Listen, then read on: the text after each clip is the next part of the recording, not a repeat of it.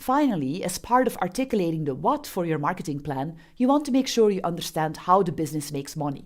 A business model typically holds that information. Business models can be complex, but at their core, it really defines how a business creates value. We don't have to go through all the detail in this course, but let's take a look at the very basics. Betabrand is an e-commerce company. They sell clothes to men and women through a website. They're considered a business-to-consumer or B2C company.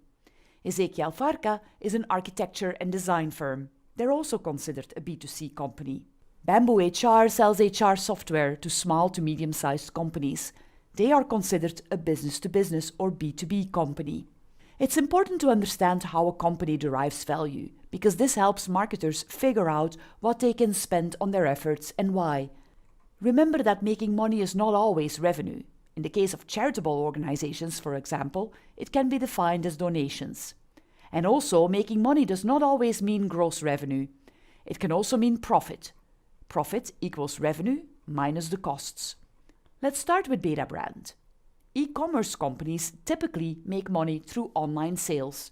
Every purchase or order has a value, and in marketing this is referred to as average order value, or AOV.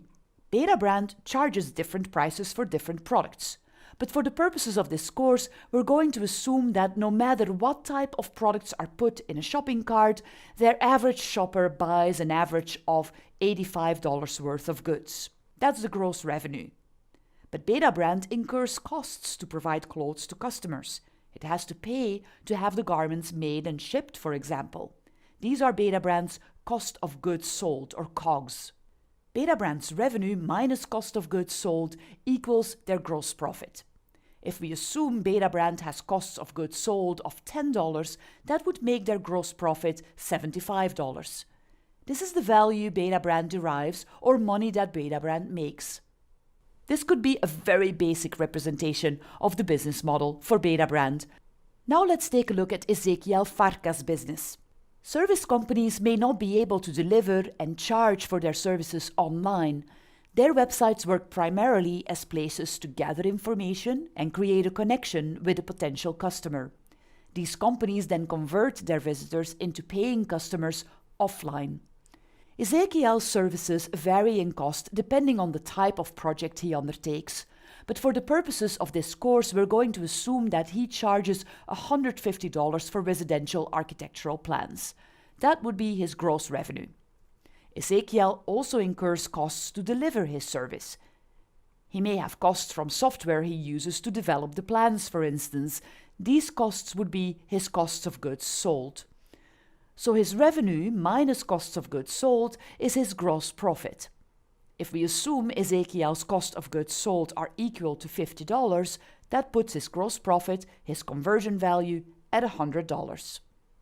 Bamboo HR is considered a business-to-business company. Business-to-business or B2B companies sell to other businesses. The sales are typically of large products or services. Bamboo HR sells annual licenses to access its HR software. The cost of these licenses depends on the size of the business. For the purposes of this course, we're going to assume that Bamboo HR charges $1,500 for every license it sells to a company. Again, $1,500 is its gross revenue, and to get to its gross profit, we need to understand their cost of goods sold. If we assume Bamboo HR incurs $500 in cost of goods sold, that puts their gross profit at $1,000. Understanding how a company makes money or derives value and its gross profit will come in handy throughout the course, and especially when we get to the measure and optimize portion of the course.